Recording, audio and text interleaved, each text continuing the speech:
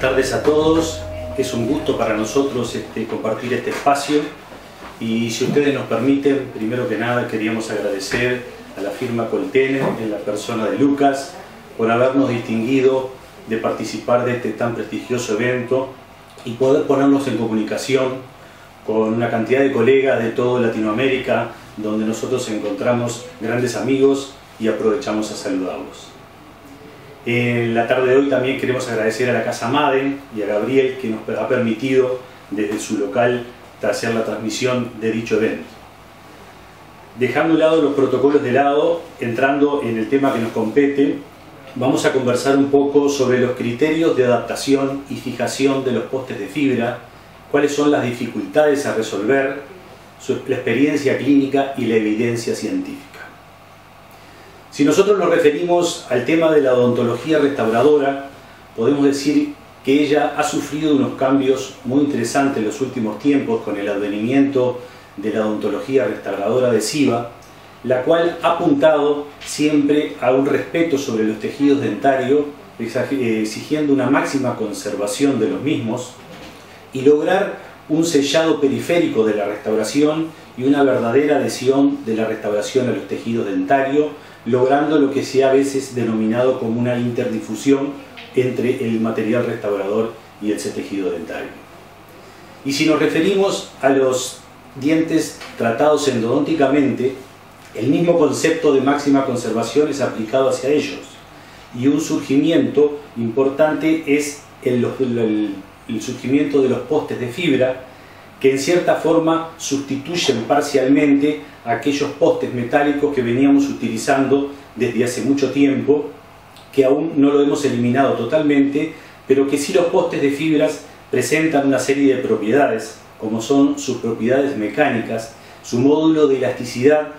interesante que el mismo se asemeja mucho a de los tejidos dentarios, propiedades físico-mecánicas como su coeficiente de expansión térmica y otra propiedad, la anisotropía, que los hace interesantes en su uso. Y por último, propiedades estéticas que van a adquirir su relevancia fundamentalmente, ya que no van a sufrir procesos de corrosión y pigmentación,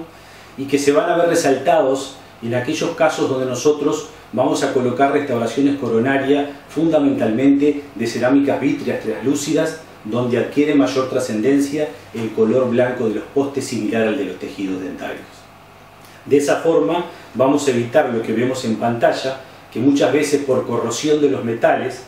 se creaban microfisuras a nivel de la pared, de la pared radicular, y que a la larga conllevaba a la fractura de las mismas.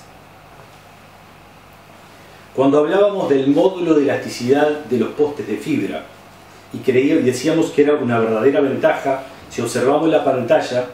podemos ver una comparación entre el módulo de elasticidad de los diferentes metales con respecto al módulo de elasticidad de la dentina, y podemos apreciar que el poste de fibra posee un módulo de elasticidad que se asemeja mucho a lo que es el tejido dentinario, y eso mejora su comportamiento biomecánico.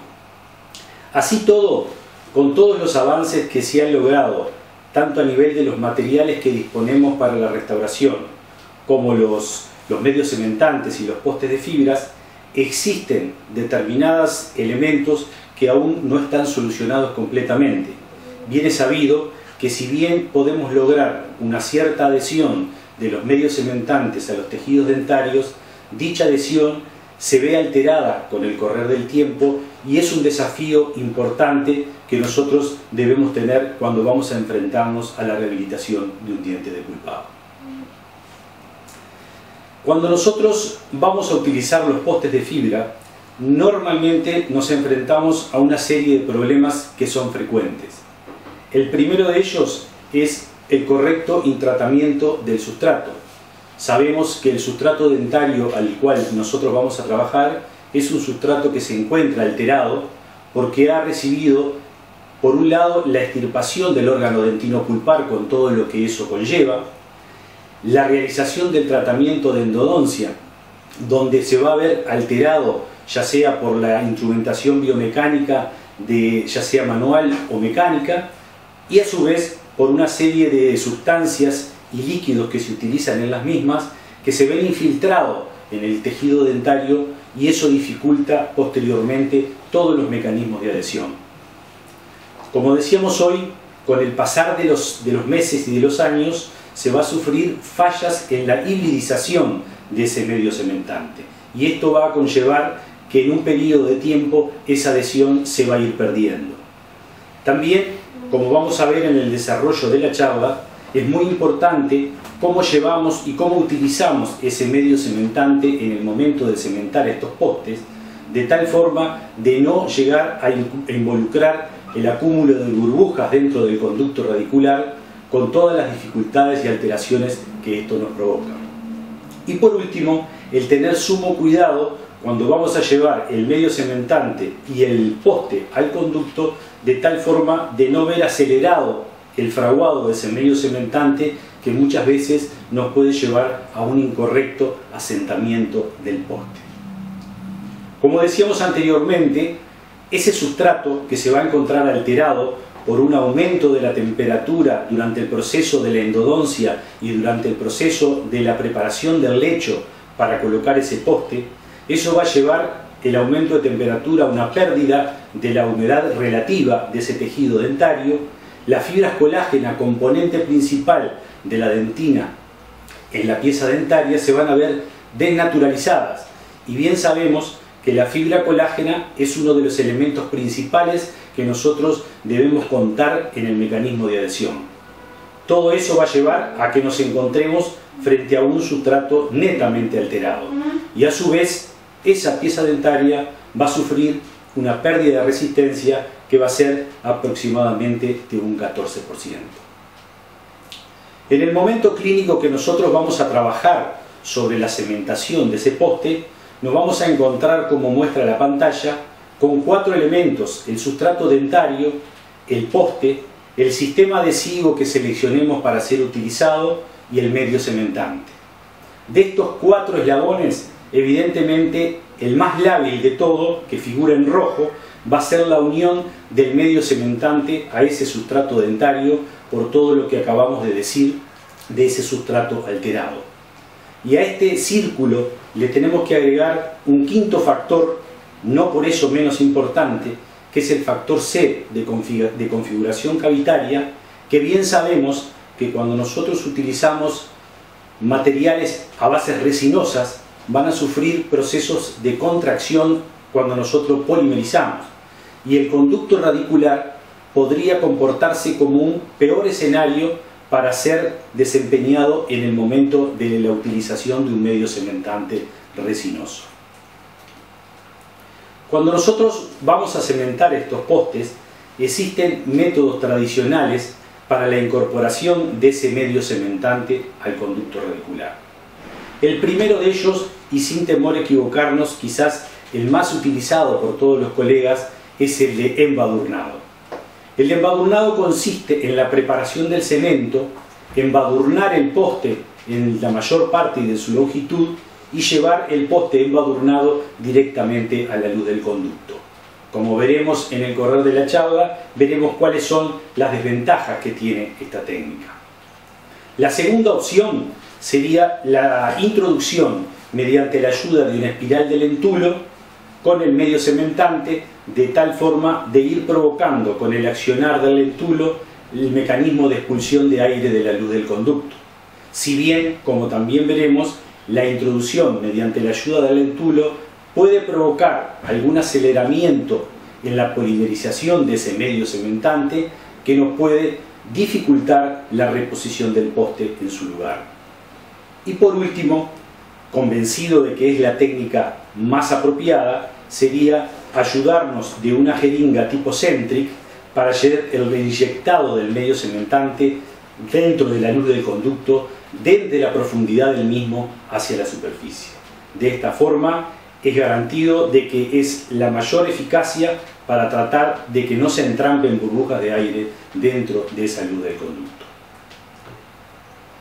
Lo que ustedes están viendo en pantalla es el título que nosotros habíamos seleccionado con el compañero el doctor Martucci cuando hicimos el trabajo de investigación, donde dice si estamos cementando correctamente los postes de fibra. Este estudio es un estudio multicéntrico que hicimos con el doctor, compañero y colega, el doctor René Hidalgo de Perú, mi amigo que me acompaña esta noche, el doctor Daniel Martucci, y quien habla, y es un trabajo multicéntrico entre la Universidad de Lima, la Universidad de Buenos Aires y la Universidad Católica del Uruguay de Montevideo. En ese estudio nosotros evaluamos un estudio radiográfico bidimensional de frente y de perfil, hicimos un estudio de push-out y un análisis microscópico de microscopía electrónica de barrido y de epifluorescencia. Para seleccionar las diferentes muestras nos basamos en un estudio de Rafael Murgueito, que era una propuesta para clasificar o medir los defectos de extensión de los dientes anteriores de dientes que tenían tratamientos de conducto. Murgueito clasificaba a esas piezas dentarias en tipo 1, tipo 2, tipo 3 o tipo 4 en función del remanente coronario que poníamos para su resolución. Si comparábamos la luz del conducto de estas piezas dentarias, podíamos encontrarnos con conductos cortos, medianos o grandes. Y de acuerdo a la profundidad que nosotros tomábamos en la preparación del lecho, estos podían ser cortos, medianos o largos. En la muestra que nosotros tomamos, los fuimos clasificando de acuerdo a este estudio y los clasificamos tipo 4 de acuerdo al remanente, grande en lo que respecta a la luz del conducto y mediano con respecto a la longitud de la preparación de dicho lecho. De estudios anteriores que se habían realizado referente a estos temas, que los dientes bovinos que nosotros seleccionamos podrían ser utilizados perfectamente como sustitutos de los dientes humanos en estudios experimentales, pues se había concluido su idoneidad histológica, que a su vez se complementaba con que eran piezas dentarias de mayor tamaño, con una mayor facilidad para encontrarlos y manipularlos, y a su vez nos permitía, una vez obtenido, realizar una mejor estandarización de los especímenes. Referente a esto, nos planteamos qué opciones tenemos rehabilitadoras para un diente que fue tratado endodónticamente y que por diferentes motivos nos enfrentamos a un conducto radicular amplio. La primera opción podría ser utilizar un endoposte de fibra y tratar, dentro de lo posible, adaptarlo lo mejor posible al remanente dentinario que contamos. El inconveniente de esta técnica evidentemente lleva a que, por más que nosotros tratamos de evaluar la forma del poste, muchas veces la forma del poste nos lleva a realizar desgastes excesivos de dentina que no nos conllevan a un mantenimiento de la mayor cantidad de tejido. La segunda opción podría ser la individualización de ese poste, es decir, utilizar la técnica de Grandini, que consiste en individualizar el poste ayudándonos de una resina compuesta de tal forma de que la forma o luz del conducto se acerque lo más posible a esa individualización, con lo cual nosotros ganamos en fricción del poste dentro del conducto y a su vez ganamos en otro tema interesante, que es tratar de lograr un espesor mínimo y uniforme de ese medio cementante. La tercera opción sería el utilizar el endoposte de fibra madre y colocar pines de fibras accesorios, similar a lo que sucede cuando hacemos una obturación de endodoncia. Y la última opción sería reconstruir la luz del conducto muy amplia con cemento de vidrio ionómero convencional o modificado con resina y adaptarlo a la forma del endoposte para después cementarlo a continuación. El objetivo de este trabajo de investigación fue determinar si la adaptación entre la dentina radicular, el cemento y el endoposte podrían verse mejorado en conductos severamente ampliados, tipo 4, grande y mediano, modificando diferentes técnicas. La técnica de cómo acondicionar a ese sustrato dentinario y, segundo, cómo se llevaba ese cemento al conducto. Para eso tomamos las muestras. Las muestras fueron de dientes bovinos, dientes anteriores, tratando de estandarizarlo lo mejor posible en forma y tamaño. Los mismos fueron seccionados a nivel del cuello dentario, como ustedes pueden apreciar acá. Pueden ver también que la luz del conducto es amplia. Se hicieron los tratamientos de conductos correspondientes, haciéndolo a través de la técnica mecanizada, de tal forma de que la luz del conducto fuera deformada lo menos posible, y después se hizo una obturación convencional con conos de percha, con conos de gutapercha y cemento de broma. Utilizamos los postes de fibra Tenax y, una vez fresados, se cementaron por diferentes técnicas, como veremos a continuación. Una vez cementado, se hicieron los cortes correspondientes, cortes que fueron utilizados, como vimos al principio, algunos de ellos para la técnica de Pujau y otros fueron utilizados para la microscopía electrónica, como podemos apreciar acá, previamente metalizados. Los materiales y métodos que utilizamos fueron seleccionados en número de 30, estos dientes bovinos, y divididos en 6 grupos, entre los cuales encontramos 2 grupos de control. Cada uno de esos grupos estaba integrado por 5 piezas dentarias. 5 raíces fueron cementadas por la técnica convencional del sistema de cementado de resina dual. El segundo grupo, 5 raíces para la cementación utilizando un medio cementante resinoso autocondicionante. Y 4 grupos experimentales también de 5 raíces cada una. El grupo 3,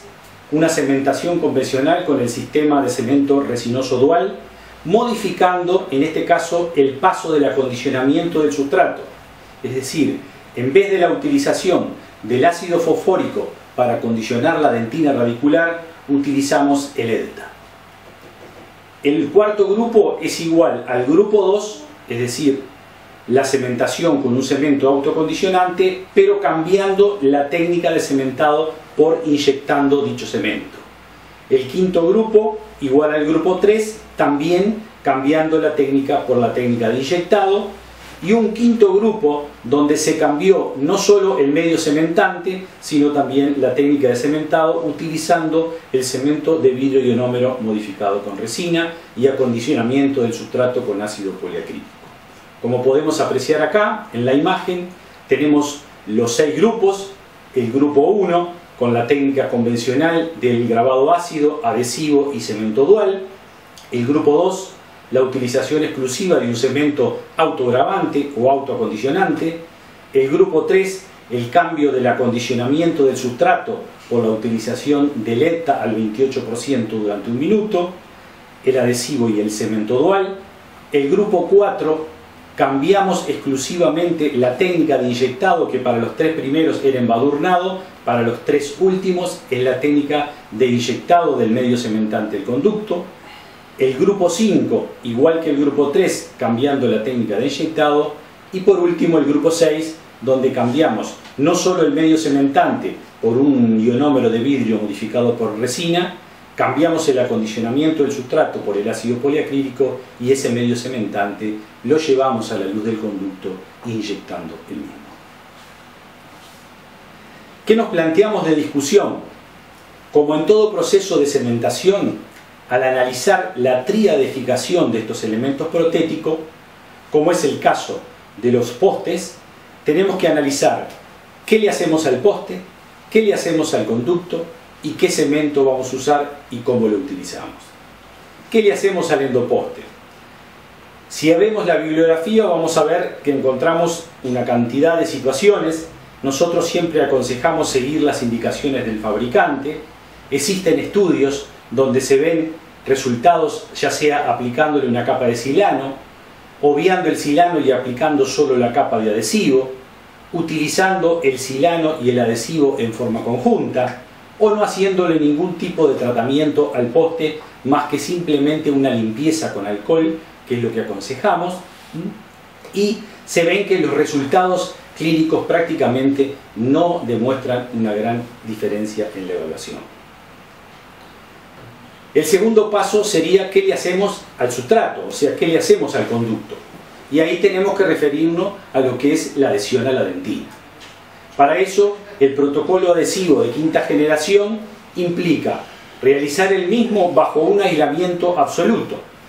A su vez, nos vamos a enfrentar a una serie de dificultades que presenta este protocolo adhesivo, como son muy difícil control para nosotros, estamos trabajando a ciegas para realizar un acondicionamiento ácido correcto de toda la luz del conducto y de toda la superficie en forma uniforme, y a su vez el lavado del mismo que nos asegure la eliminación total de ese gel a la luz del conducto. Por otro lado, se nos hace muy difícil controlar la humedad y el secado, saber que ese sustrato dentario nos haya quedado con la humedad suficiente, ni en exceso ni deficiente, y el secado del mismo, que también lo vamos a realizar a ciegas.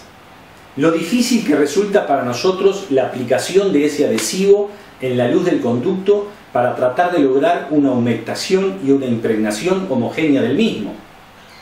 Difícil lograr una evaporación de los solventes y adelgazamiento de la capa en forma uniforme en toda la superficie. Y a su vez, difícil llegar a una polimerización completa del agente de enlace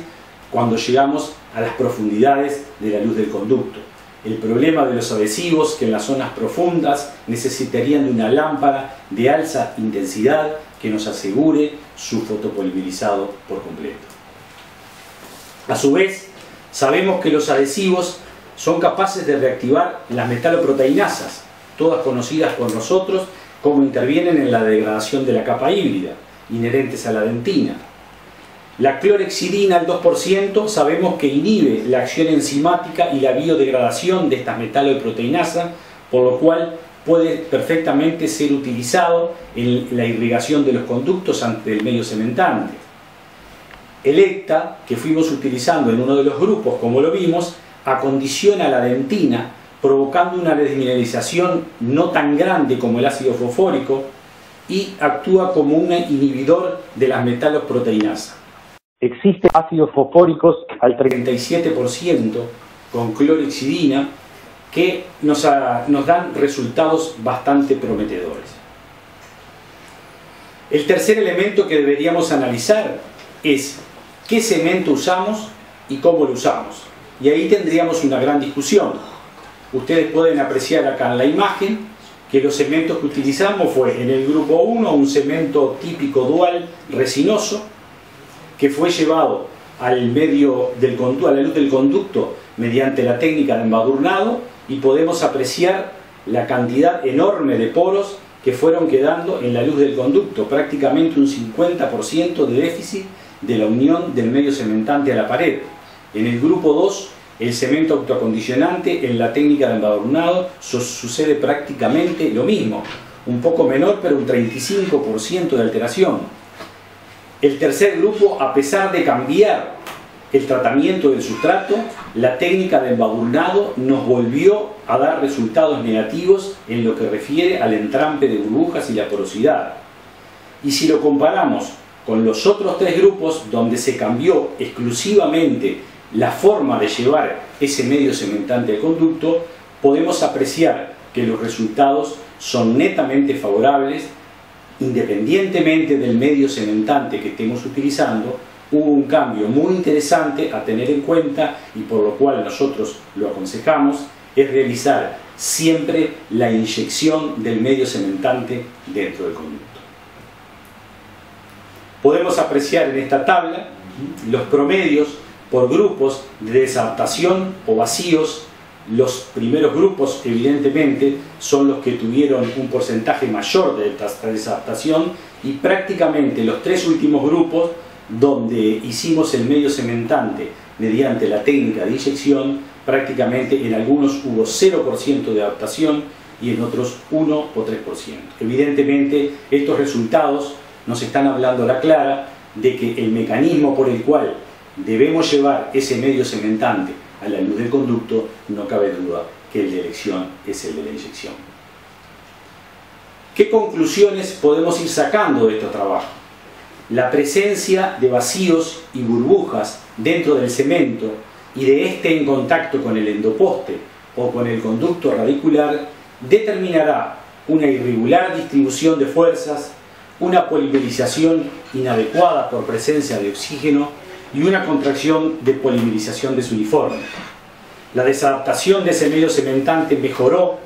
cuando se empleó el hepta para acondicionar la dentina en vez del ácido fosfórico, al mismo tiempo que mejoró aún más cuando se empleó la técnica de inyectado en vez del método convencional de embadurnado. La técnica de inyectado, entonces, en cualquiera de los cementos que utilizamos, logró menores desadaptaciones en el conjunto de cemento endoposte y conducto radicular amplio. Con cualquier cemento, lo deseable es siempre obtener grosores uniformes y concisos, pues ante la presencia de burbujas y vacíos se acondiciona en el mismo una irregular deformación plástica y consecuentes fallas cohesivas, disminuyendo su habilidad para resistir la aparición y propagación de evidentes microgrietas. Este estudio ha evidenciado que factores como el acondicionamiento del conducto y la técnica de inserción del medio cementante influyen notablemente en los resultados de los mismos.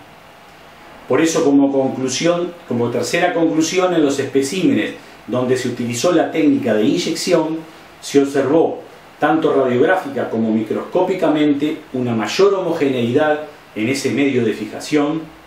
gracias a un menor entrampamiento de burbujas, obteniendo también mejores valores en la resistencia al push-out. Ahí ustedes pueden observar que en la técnica de grabado total, los megapascales que resultaron de la técnica del push-out,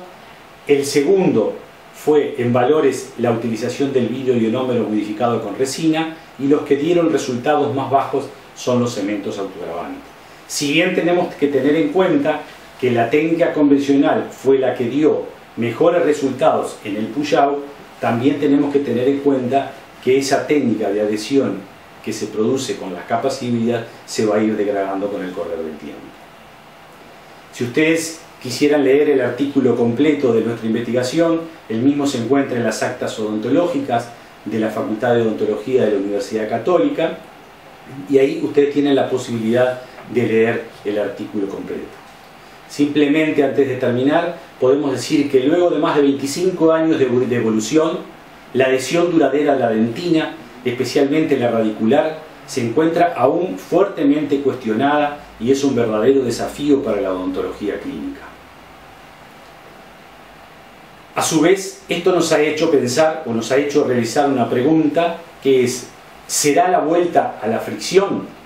Y si observamos diferentes artículos como este de Ferrari, nos habla que en presencia de una remoción incompleta del smear layer y de frecuentes gaps, la retención de los postes de fibra se origina en la fricción.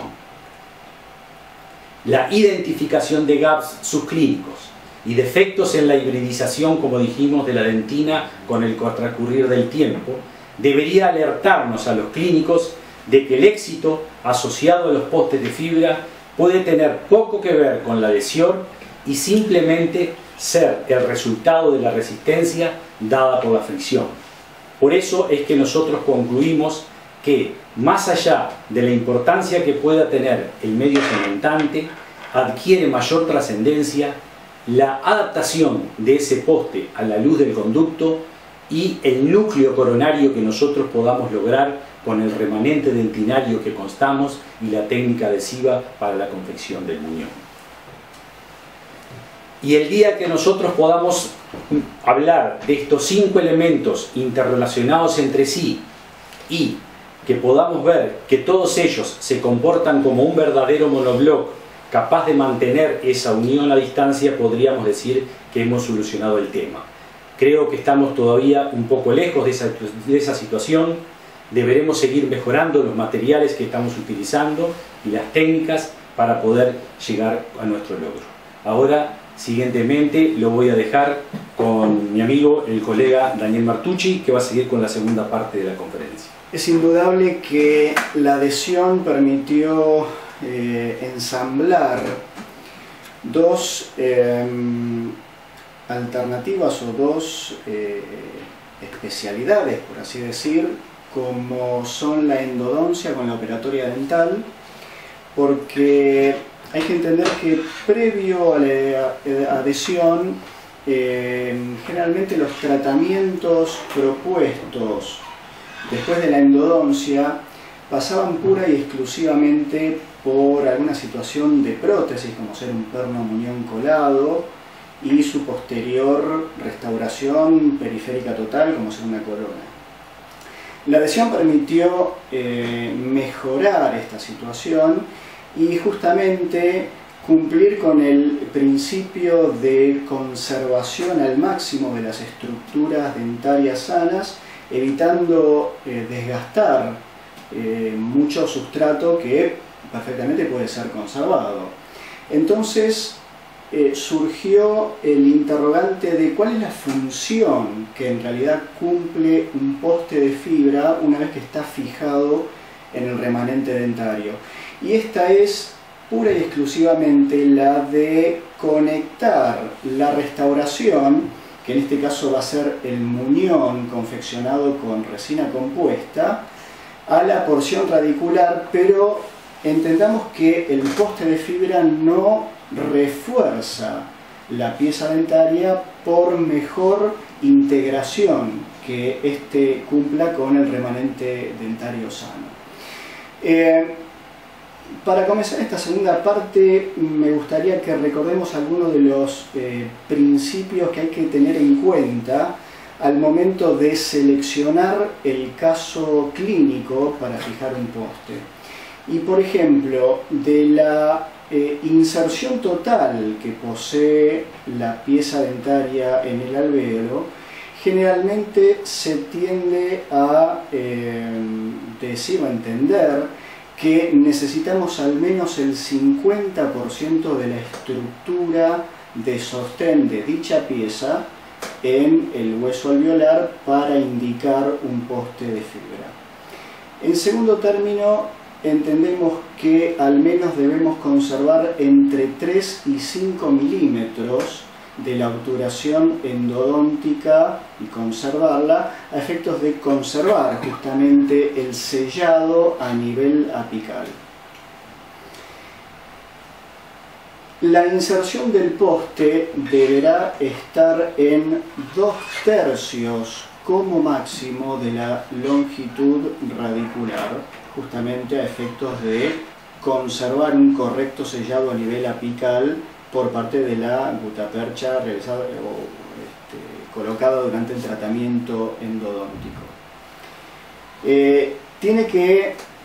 poseer una relación en cuanto a la altura también 1 a 1 con la longitud coronaria como mínimo. Y por último, tener en cuenta que lo que pedimos es el espesor de la pared dentina tenga al menos 1 milímetro como mínimo. Obviamente, si el espesor de la pared dentina radicular es mayor a 1 milímetro, será mejor todavía.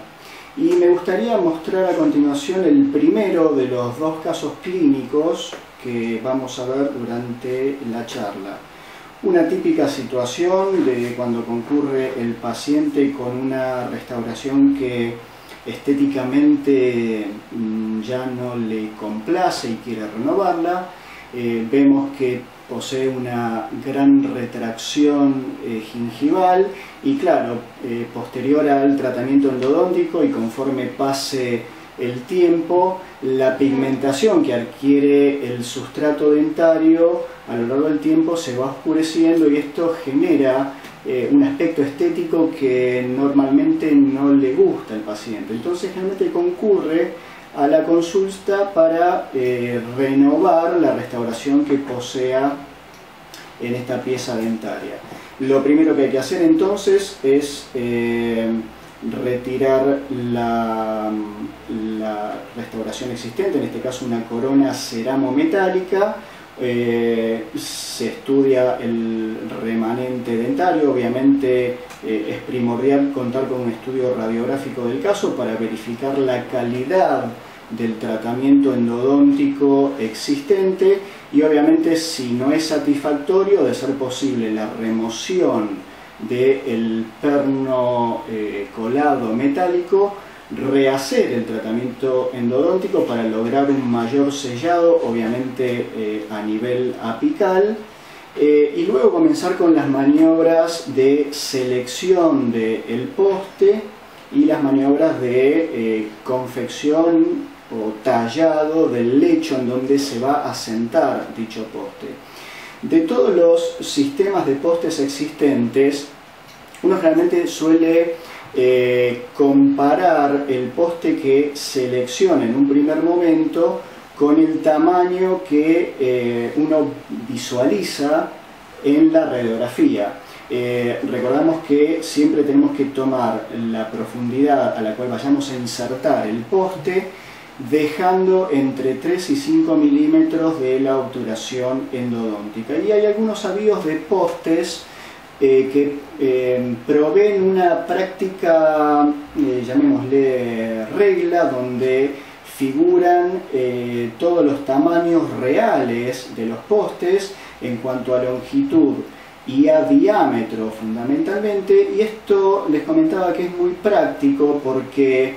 se suele utilizar para superponer sobre esta regla que es transparente sobre el negatoscopio la radiografía posendodóntica o posoperatoria para seleccionar justamente el tamaño ideal para cada una de las situaciones clínicas. Entonces, una vez que está seleccionado el poste,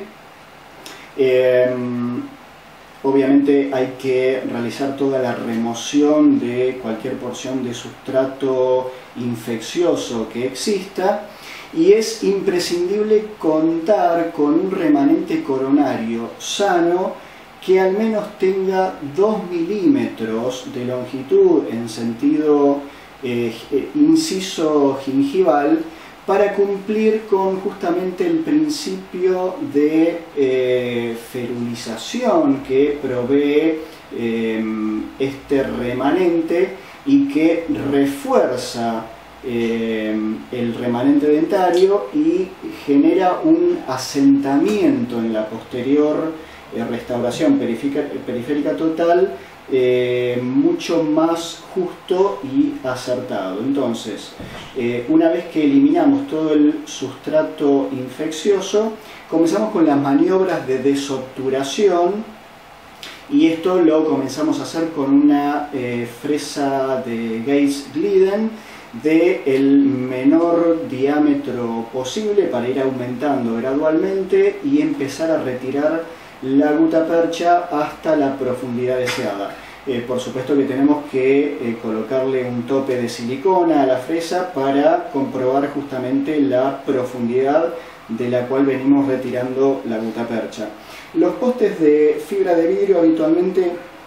proveen un taladro que obviamente es del mismo diámetro del poste seleccionado, y generalmente estos taladros poseen unas marcas a diferentes profundidades para uno tener una guía de cuánto es la profundidad que se va tallando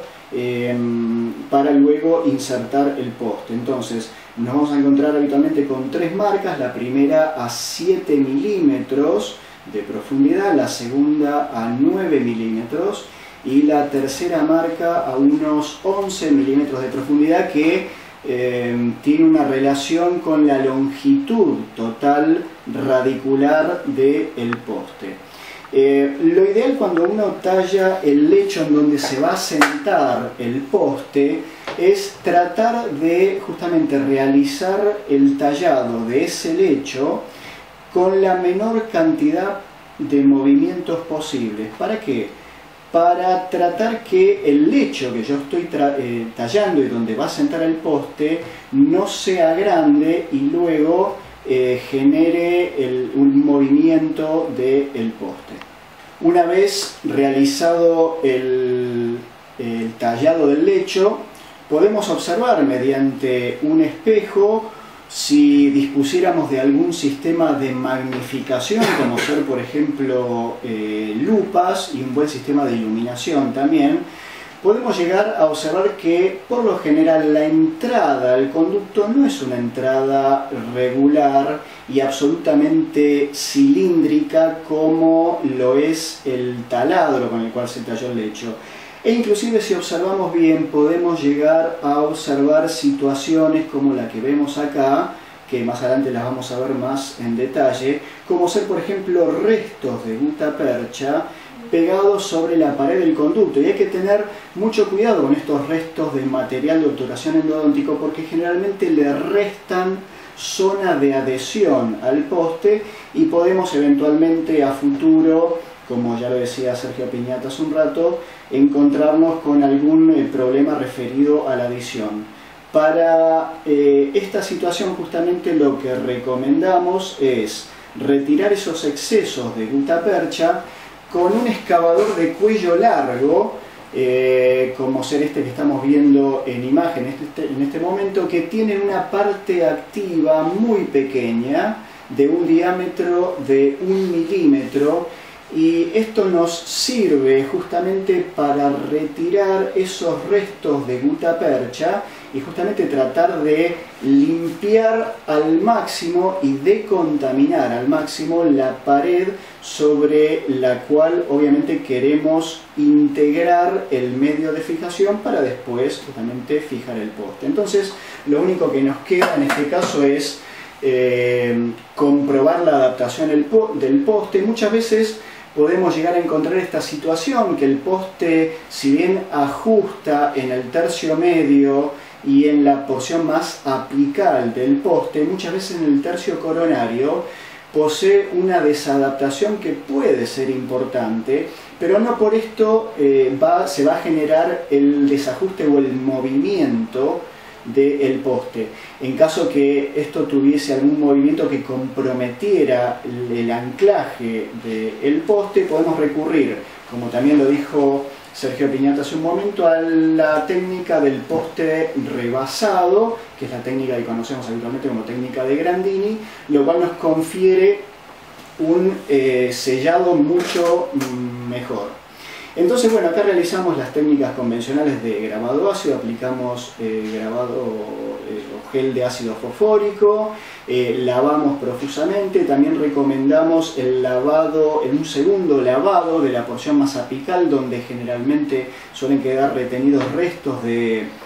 ácido fosfórico. Para esto utilizamos una jeringa con alguna de las puntas que se suelen utilizar para lavajes endodónticos. Entonces lavamos profusamente, idealmente con agua desmineralizada, aunque esto es relativo, podemos usar agua común también.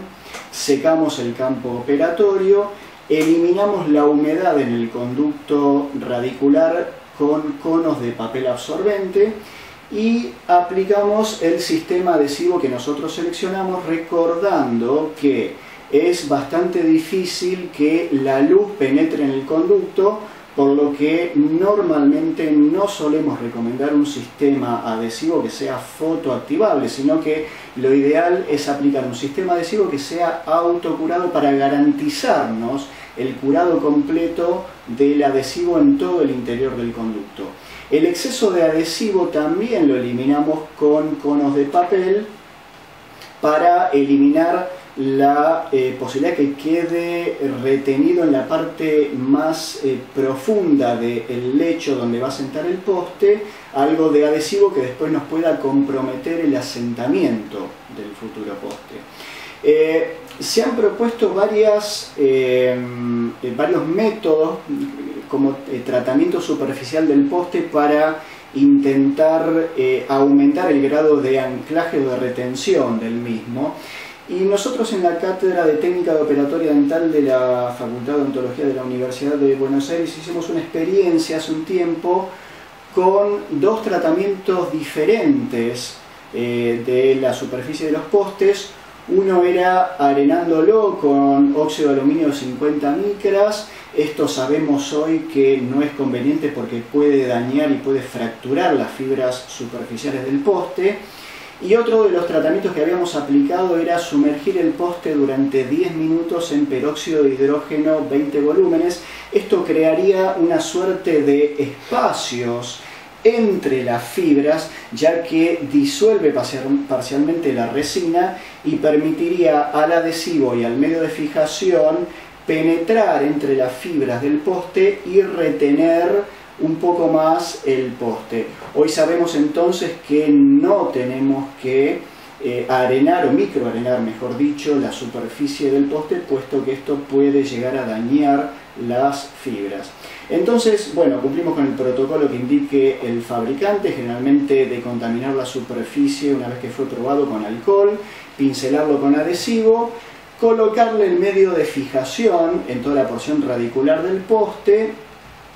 y llevarlo a la preparación, mantenerlo bajo presión y luego obviamente fotoactivar el poste. Se supone que el poste, gracias a la carga de fibra de vidrio que tiene, transmitiría eventualmente, siempre y cuando dispongamos de una unidad de fotopolimerización con una potencia adecuada, de la polimerización del medio de fijación. Entonces, una vez que está fijado, lo único que nos queda hacer es cumplir justamente con la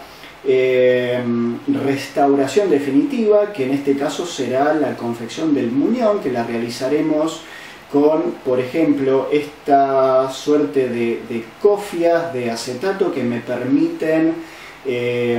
justamente reconstruir el muñón en muy pocos pasos. Generalmente se coloca la resina que seleccione en la parte interna de la cofia, se lleva a la pieza que estamos restaurando, se quitan los excesos con una espátula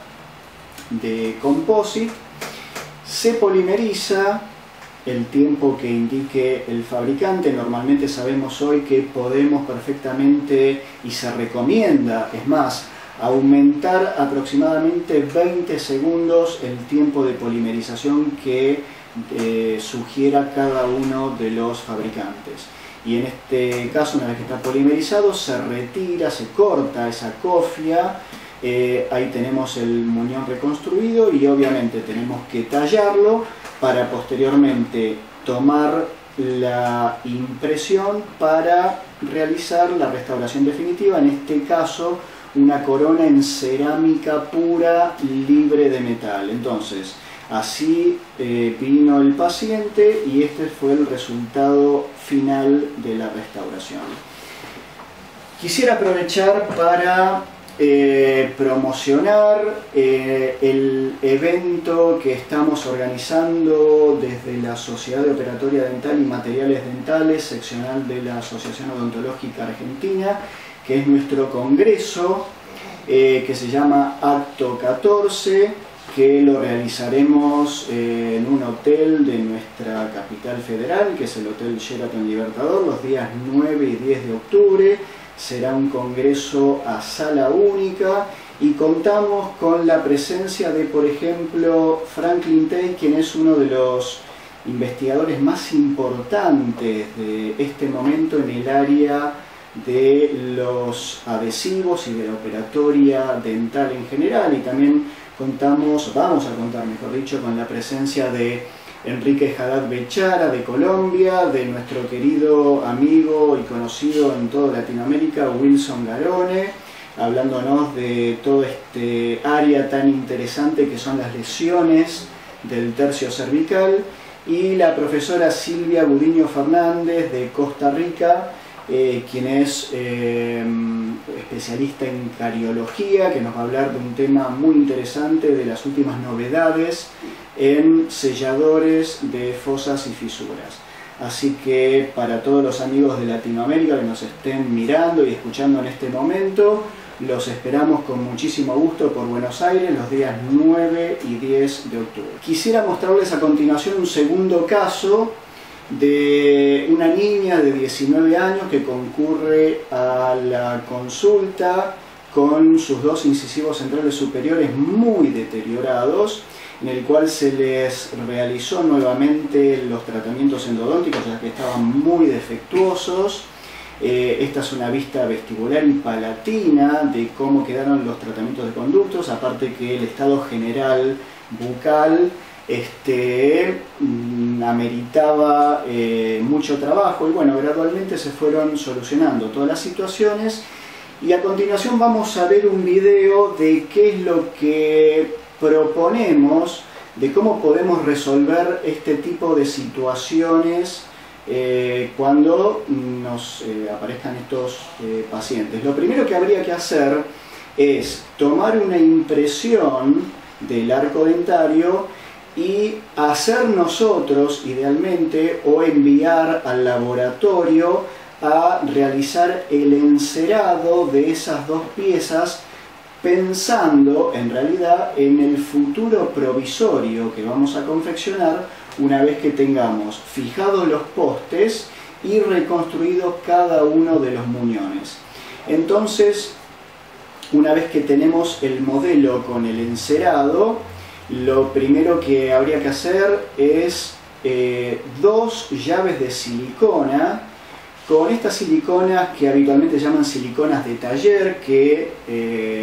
son siliconas justamente fabricadas a efectos de realizar llaves de siliconas para elementos provisorios generalmente. Una vez que ya tengamos las llaves de silicona, se elimina las restauraciones existentes, el tejido cariado. Muchas veces recomendamos utilizar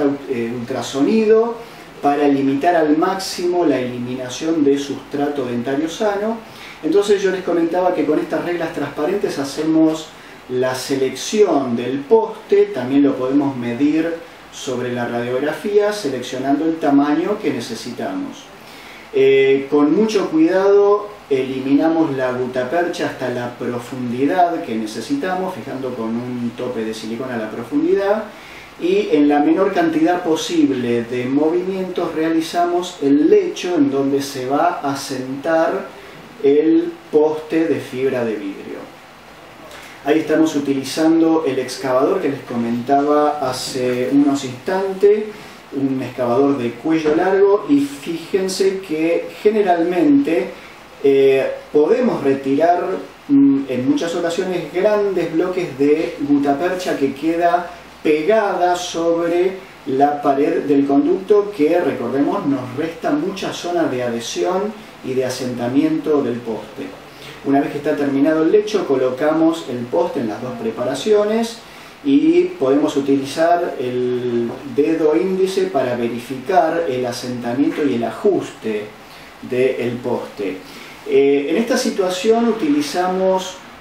la técnica convencional de fijación, tratando con ácido fosfórico el interior de cada uno de los lechos donde se asienta el futuro poste, pero sabemos hoy en día que tenemos alternativas más seguras para el tratamiento del sustrato, que vamos a ver más adelante. Entonces, una vez que eliminamos el grueso del ácido fosfórico con jeringa triple, también utilizamos una jeringa descartable con esas puntas de endodoncias que les comentaba hace un rato para eliminar cualquier resto de ácido fosfórico que pueda haber quedado atrapado en el lecho del conducto. Se seca el campo operatorio y el excedente de humedad de agua lo retiramos también con conos de papel absorbente. Aplicamos en este caso un sistema adhesivo que es de autocurado, como ser el Coltene Parapost. Yo les comentaba justamente que es muy difícil que si yo utilizo un sistema adhesivo que sea de fotocurado, pueda polimerizar en total hasta la profundidad del conducto. Entonces, alternando con suaves chorros de aire, adelgazamos la capa, el excedente de adhesivo se retira con conos de papel absorbente. Preparamos en este caso un medio de fijación de polimerización dual como es el Coltene Duo Cement, y acá también habíamos utilizado la técnica de poste embadurnado, situación que hoy en día justamente podemos cambiar o mejorar con otros tipos de métodos de incorporación de medios de fijación que les vamos a mostrar en un momento. Fíjense que cuando uno empieza a adaptar el poste en el conducto, generalmente pueden aparecer algunas burbujas de aire que tenemos que retirar con mucho cuidado. Una vez realizada la polimerización, comenzamos a reconstruir el muñón, en este caso con un composite microhíbrido. Polimerizamos cada una de las capas. Este es un trabajo que suele llevar un tiempo importante, más siendo, como en este caso, dos piezas dentarias contiguas. Se polimeriza cada uno de los bloques el tiempo que indique el fabricante y procedemos entonces a realizar el tallado como una pieza dentaria normal. Podemos utilizar una cuña de madera para separar ligeramente de los dientes vecinos, y una de las llaves de silicona la cortamos al medio, justamente en dos mitades, una mitad vestibular y otra palatina, para verificar el espesor de desgaste, y a continuación utilizamos una resina bisacrílica inyectándola en la segunda llave de silicona para confeccionar nuestras dos coronitas provisorias. Se pulen, se ajustan y en una sesión podemos justamente solucionarle el problema estético a esta paciente. Y este caso finaliza con dos coronas definitivas hechas en una resina llamada Adoro, y obviamente lo ideal hubiese sido confeccionar dos coronas en porcelana pura, pero bueno, para la paciente esto era un tanto difícil de sobrellevar, entonces por eso optamos por realizar dos coronas en resina Adoro. Ese es el caso final. Para finalizar esta charla queremos mostrarles qué problemas nosotros solemos encontrar durante la fijación de los postes. Y generalmente podemos encontrar fallas tanto en el tratamiento del sustrato como también fallas durante las maniobras de fijación. Y una de las fallas más importantes en cuanto a al tratamiento del sustrato es lo que denominamos contaminación superficial. Y esto se trata justamente de cuando estamos tallando el lecho del poste, generalmente visto por una microscopía electrónica de barrido que realicé hace unos años en un trabajo de investigación con mi amigo Pablo Encinas, endodoncista de la provincia de Salta, a quien le mando un gran saludo, que sé que me está escuchando en este momento. Verificamos que generalmente en la pared suelen quedar restos de, por ejemplo, cristales del cemento de obturación endodóntico. Generalmente también nos suelen quedar, como ya verificamos, restos de gutapercha, y lo que recomendamos en este caso es justamente conocer o intentar conocer por lo menos perfectamente la anatomía de cada uno de los conductos radiculares en los cuales vayamos a asentar el futuro poste. Recomendamos también visitar este sitio, Root Canal Anatomy, de un endodoncista que es Marco Berciani, que nos da estas tomografías axiales animadas que son sumamente interesantes para ver y para conocer en detalle cada una de las anatomías de las cámaras pulpares de las diferentes piezas dentarias. Fíjense que en este caso, por ejemplo, el incisivo central superior es una de las piezas que posee la cámara pulpar lo más cilíndrico posible, situación que nos beneficiaría mucho para una eliminación prácticamente total de la gutapercha. Digamos, por ejemplo, un premolar y observemos lo que nos revelan las tomografías, que las cámaras pulpares de las diferentes piezas suelen ser muy diferente a lo que generalmente imaginamos, lo cual hace muy difícil la eliminación total de la gutapercha en las paredes del conducto. Por esto justamente recomendamos utilizar algún instrumento manual para retirar esos excesos de gutapercha. Y en otro estudio que realizamos con Sergio Piñata, revelamos por microscopía de epifluorescencia restos de gutapercha en las paredes de los conductos, e inclusive fíjense que aparte de los restos de gutapercha, como estamos señalando acá y acá, mediante la técnica de inserción de poste embadurnado solemos encontrarnos con estas sorpresas, que son justamente burbujas de aires atrapadas en generalmente la interfase entre la dentina y el adhesivo. Yo hace unos años realicé un experimento con el trabajo que les mencionaba hace un momento y fijamos postes en raíces de premolares inferiores y estas raíces las sumergimos en una cuba con ácido clorhídrico durante 24 horas para intentar desmineralizar la raíz y verificar cuál era la anatomía de las cámaras y en qué situación quedaba la superficie de los postes. Y pudimos revelar lo siguiente a medida que se iba disolviendo el sustrato dentario. Fíjense, queda el poste con el medio de fijación y podemos verificar áreas donde queda retenida la gutapercha, que no pudo ser eliminada durante la confección del lecho, e inclusive grandes áreas de burbujas de aire atrapadas. En otro caso, en otro premolar, fíjense la gran área donde quedó retenida la gutapercha, que obviamente aumenta las posibilidades de eliminar o de que se genere un desprendimiento del poste. El tratamiento endodóntico también genera una alteración en la red de colágeno con una pérdida relativa de la humedad. Y si tenemos en cuenta que generalmente los lechos para los postes los realizamos sin refrigeración acuosa, el exceso de temperatura también podría desnaturalizar las fibrillas de colágeno. Entonces, tenemos la contaminación superficial por un lado, más la red de colágeno alterada por el tratamiento de conducto y por el exceso de temperatura, y esto nos daría una infiltración insuficiente del adhesivo y por consiguiente una hibridización irregular. Acá estas microscopías por barrido